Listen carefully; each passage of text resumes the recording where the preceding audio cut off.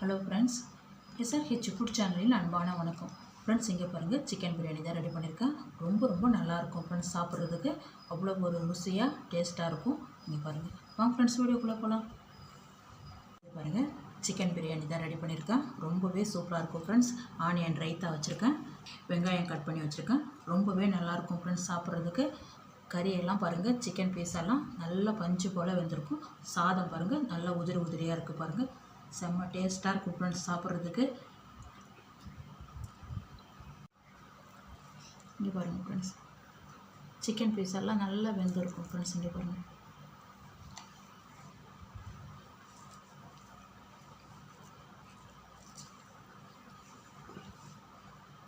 இங்கே பாருங்கள், சிக்கன் தான் க்ளீன் பண்ணி வாஷ் பண்ணி எடுத்துகிட்டு வந்திருக்கேன். மஞ்சள் பொடி 1/2 டீஸ்பூன், தூள் உப்பு தகுந்த மாதிரி உப்பு சேர்த்துக்குங்க. 2 டீஸ்பூன் சேர்த்துருக்கேன். செக் பண்ணி கூட சேர்த்துக்கலாம். காரம் மிளகாத்தூள் 2 டீஸ்பூன். இங்கே பாருங்கள் ஃப்ரெண்ட்ஸ், வினிகர் தான் எடுத்துருக்கேன். 1 டீஸ்பூன் வர்ற அளவுக்கு விட்டுடுங்க. லெமன் ஜூஸ் இருந்தால் லெமன் ஜூஸ் எடுத்துக்கங்க. 1 டீஸ்பூன் அளவு தான் எடுத்துருக்கேன். இஞ்சி பூண்டு பேஸ்ட்டு 1 டீஸ்பூன், 1.25 டீஸ்பூன் எடுத்துருக்கேன். 1 கிலோ சிக்கனுக்கு சேர்த்துருக்கேன். நல்லா கை வச்சு நல்லா கலந்து விடுங்க. பீஸ் எல்லாம் நல்லா பெரிய பீஸாக இருக்குது பாருங்கள். இங்கே பாருங்கள், இது மாதிரி பெரிய பீஸாக இருக்கணும். பிரியாணி ரெடி பண்ணுறதுக்கு பீஸ் பெருசாக இருந்தால் தான் நல்லாயிருக்கும். இங்கே பாருங்கள், நல்லா கலந்து வச்சுருக்கேன். அப்படியே மூடி போட்டு வைங்க. 1/2 மணி நேரம் நல்லா ஊறட்டும் ஃப்ரெண்ட்ஸ். இங்கே பாருங்கள், நார்மல் சாப்பாட்டு அரிசி தான் எடுத்திருக்கேன். 1/2 மணி நேரத்துக்கு முன்னாடியே தண்ணி வாஷ் பண்ணி ஊற வச்சுருக்கேன். இங்கே பாருங்கள், 1 கிலோ அரிசி, 1 கிலோ சிக்கன் ரெண்டுமே சேமாக சேர்த்தாக்கா சிக்கன் பிரியாணி ரொம்ப நல்லாயிருக்கும். கறியோடு சேர்த்து சாப்பிட்றதுக்கு பிரியாணி ரொம்ப சூப்பராக இருக்கும். நம்ம டம்ளரில் அளந்தனா 3 டம்ளர் எடுத்திருக்கேன். அளவுக்கு பார்த்தா 1 கிலோ ஃப்ரெண்ட்ஸ். இங்கே பாருங்கள், பாத்திரம் வச்சுருக்கேன். 2 குழம்பு கரண்டி அளவுக்கு எண்ணெய் விட்டுருக்கேன். பிரியாணிக்கு வேண்டிய மசாலாலாம் சேர்த்துருக்கேன். சோம்பு, பட்டை, கிராம்பு, பிரியாணி இலை. இது பாருங்கள், நல்லா பொரிய ஆரம்பிச்சிடுது. 4 வெங்காயம் அப்படியே சேர்த்துருங்க. 2 பச்சை மிளகாய் கட் பண்ணி சேர்த்துங்க. வெடிக்க ஆரம்பித்தோம். இங்கே பாருங்கள், பாதி அளவுக்கு வதங்கினா போதும் ஃப்ரெண்ட்ஸ். இங்கே பாருங்கள், நல்லா வதங்கிருக்கு. 4 தக்காளி பெரிய சைஸு. நல்லா ஒரு 3 நிமிஷம் வதங்கட்டும் ஃப்ரெண்ட்ஸ். இங்கே பாருங்கள், நல்லா தக்காளி வதங்கியிருக்கு. இந்த டைமில் நம்ம எடுத்து வச்சுருக்கிற இஞ்சி பூண்டு பேஸ்ட்டு ஒரு 4 டீஸ்பூன், மஞ்சள் பொடி 1/2 டீஸ்பூன். சிக்கன்லேயும் மஞ்சள் பொடி சேர்த்துருக்கோம், பார்த்து சேர்த்துக்குங்க. இஞ்சி பூண்டும் அதே மாதிரி சிக்கன்லேயும் சேர்த்துருக்கோம். ஒரு நல்லா 5 நிமிஷம் வதக்கி விடலாம் ஃப்ரெண்ட்ஸ். இது பாருங்கள், நல்லா வதங்கியிருக்கு. இஞ்சி பூண்டெல்லாம் நல்லா வதங்கியிருக்கு. இந்த டைமில் காரம் மிளகாத்தூள் 1 டீஸ்பூன். நல்லா கோபுரமாகவே எடுத்துருக்கேன் பாருங்கள். கறியிலையும் மிக்ஸ் பண்ணியிருக்கோம், உப்பையும் சேர்த்துருக்கேன். 2 பச்சை மிளகாய் வேறு சேர்த்துருக்கேன்.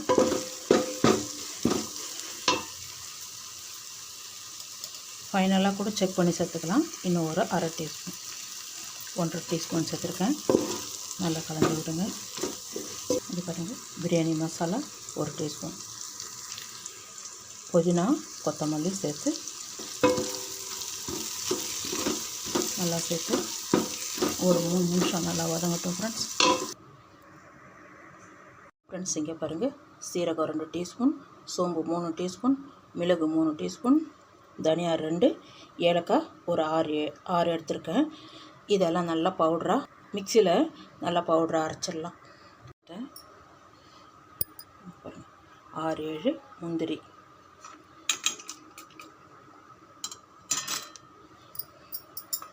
அப்படியே இது கூடயே சேர்த்து நல்லா பொடிச்சிடலாம் ஃப்ரெண்ட்ஸ். இங்கே பாருங்கள், நல்லா பொடிச்சிருக்கேன். முந்திரியோடு சேர்த்து இருக்கிறதால ரொம்ப பிரியாணி சூப்பராக இருக்கும். ஏலக்காய் எதுவும் எடுத்து வைக்க முடியாது, எல்லாமே சேர்த்து அரைச்சிருக்கோம் பாருங்கள். நல்லா வதங்கியிருக்கு. நம்ம அரைச்சி வச்சுருக்கிற மசாலாலாம் சேர்த்துருங்க. நல்லா பொரிச்சிருக்கிறோம் பாருங்கள். இது பாருங்கள், நல்லா கலந்து விடுங்க. பாருங்கள், 100 கிராம் தயிர் நார்மலாக இருக்கணும், ரொம்ப புளிச்சிருக்கக்கூடாது. எல்லாமே சேர்த்து ஒரு 3 நிமிஷம் நல்லா வதக்கி விடுங்க.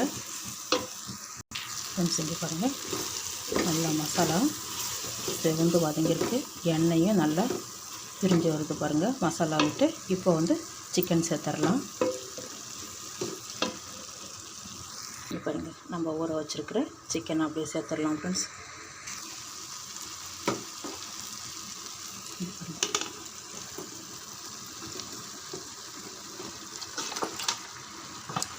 நல்லா ஒரு 7-8 நிமிஷம் இந்த மசாலா கூட இந்த சிக்கன் வந்து இதில் இருக்கிற இஞ்சி பூண்டு தயிர் எல்லாம் அப்படியே பச்சையாக தான் சேர்த்துருக்கோம்.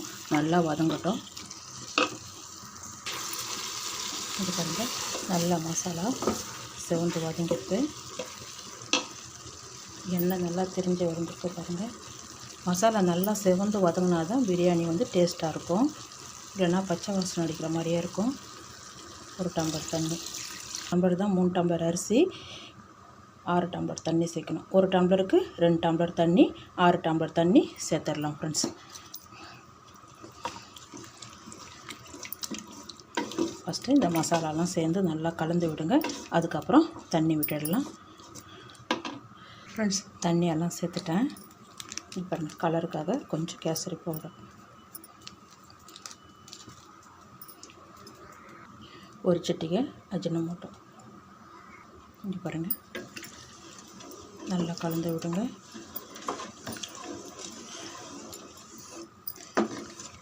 உப்பு காரம் கரெக்டாக இருக்கான்னு பார்த்து செக் பண்ணிவிடுங்க.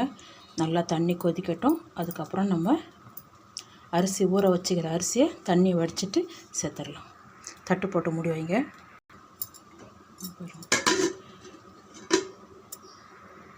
இங்கே பாருங்கள், தண்ணி நல்லா கொதிக்க ஆரம்பிச்சிடுது. இங்கே பாருங்கள், நல்லா கொதிக்குது. இங்கே பாருங்கள், தண்ணி நல்லா வடிய வச்சு எடுத்துருக்கேன். அப்படியே அந்த அரிசி அள்ளி இங்கே பாருங்கள், கொதிக்கிற தண்ணியில் அப்படியே சேருங்க. பொறுமையாக செய்யுங்க. தண்ணி மேலே அடிக்கும். நிறையாவும் இருக்கிறதால தண்ணி மேலே தெறிக்க ஆரம்பிக்கும். எல்லா அரிசியும் சேர்த்துருங்க ஃப்ரெண்ட்ஸ். இங்கே பாருங்கள், எல்லாமே சேர்த்துட்டேன். அரிசி எல்லாம் சேர்த்தாச்சு. இங்கே பாருங்கள், நல்லா கலந்து விடுங்க. தட்டு போட்டு மூடி வச்சிடலாம். இங்கே பாருங்கள், உப்பு கொஞ்சம் குறைவாக இருக்குது, சேர்த்துக்கிறேன். நல்லா கலந்து விடுங்க. உப்பெல்லாம் கரெக்டாக நல்லா செக் பண்ணிக்கோங்க. நல்லா கொதிக்கட்டும் தண்ணி. அப்படியே தட்டு போட்டு மூடி வைங்க.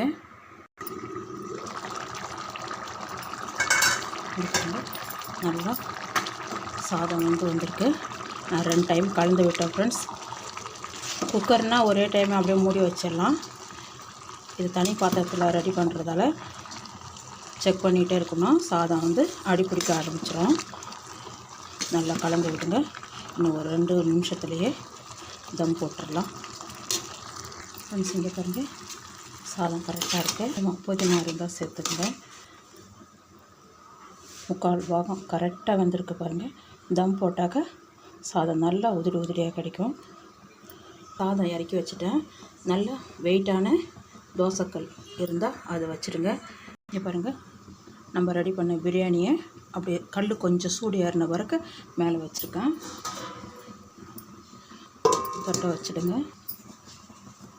நல்லா வெயிட்டுக்கு தண்ணி பாருங்கள், பாதி அளவுக்கு 3/4 பாகம் தண்ணி வச்சுக்கிறேன். நல்லா வெயிட் இருக்கணும். தம் வச்சுருக்கேன். 5 நிமிஷம் போதும் ஃப்ரெண்ட்ஸ். தம் போட்டிருந்தேன், எடுத்துட்டேன், ரெடியாக இருக்குது. இந்த சூட்லேயே நல்லா உருகிடும். சாதம் பாருங்க, நல்லா பொழுன்னு இருக்குது. சைடில் கொடுத்து அப்படியே எடுங்க. இங்கே பாருங்கள், வெங்காயம் ரோஸ்டட் பண்ணியிருக்கேன், அப்படியே சேர்த்துருங்க. இதோடவே சேர்த்து கலந்து கொடுங்க. சைடில் விடுங்க. அப்போ தான் வந்து நல்லா கறியும் கிடைக்கும். சாதம் உடையாமல் சூப்பராக வரும்.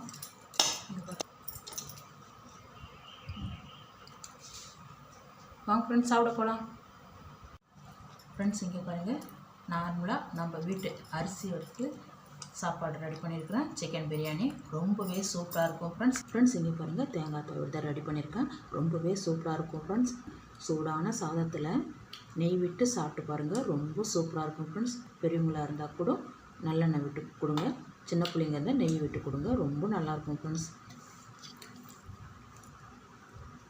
இவ்வளோ ஒரு டேஸ்ட்டாக இருக்கும் ஃப்ரெண்ட்ஸ். சாப்பிட்றதுக்கு சைட் டிஷ்ஷாக கூட வச்சுக்கலாம். தயிர் சாதத்துக்கு ரொம்ப நல்லாயிருக்கும் ஃப்ரெண்ட்ஸ்.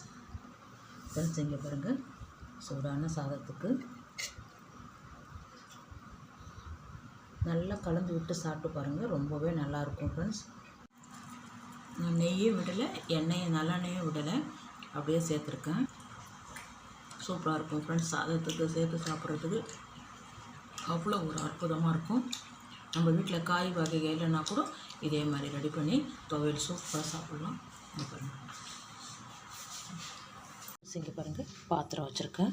2 டீஸ்பூன் கடுகு. இங்கே பாருங்கள், கடுகு நல்லா வெடிக்க ஆரம்பிச்சிடுது. வேறு பாத்திரத்துக்கு மாற்றிடலாம். இங்கே பாருங்கள், அப்படி எடுத்து ஜாரில் சூடு ஆறுனதுக்கப்புறம் ஜாரில் சேர்த்துட்டேன். பாருங்கள், மலாட்டா எண்ணெய், கடலை எண்ணெய் 2 டீஸ்பூன் வர்ற மாதிரி எண்ணெய் சேர்த்துருக்கேன். கடலைப்பருப்பு 3 டீஸ்பூன். பாருங்கள், 4 டீஸ்பூன் உளுத்தம்பருப்பு. இதுவும் அது கூடவே நல்லா புரிஞ்சு வந்துட்டோம். 2 வரமிளகாய். இங்கே பாருங்கள், நல்லா செவக்க வதங்கியிருக்கு. இந்த டைமில் தேங்காய், சின்ன சைஸு தேங்காய் 1/2 மூடி.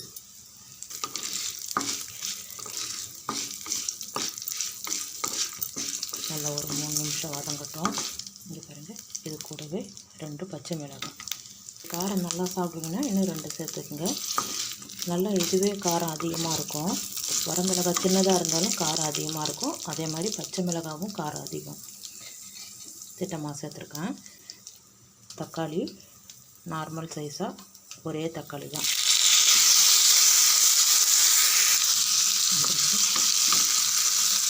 நல்லா வதக்கி விடுங்க 3 நிமிஷம்.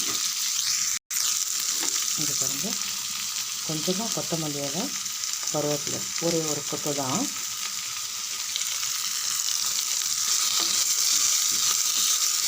இன்னும் ஒரு 2 நிமிஷம் நல்லா வதங்கிட்டேன். இது கூடவே புளியையும் சேர்த்து வதக்கிடலாம் ஃப்ரெண்ட்ஸ். இங்கே பாருங்கள், ஒரு 1/2 நெல்லிக்காய் சைஸுக்கு புளி.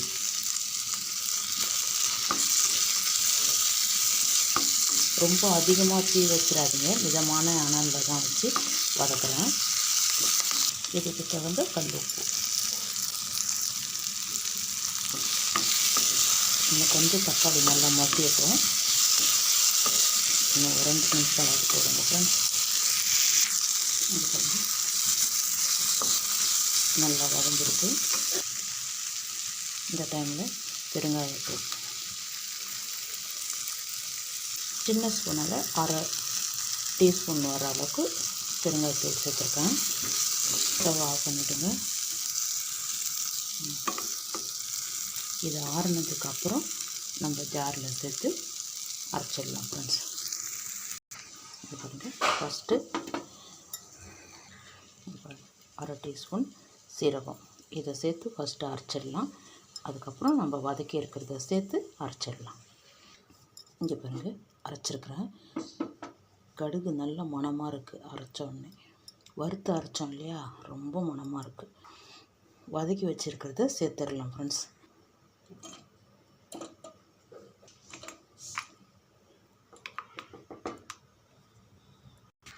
இங்கே பாருங்கள், எல்லாமே சேர்த்துட்டேன்.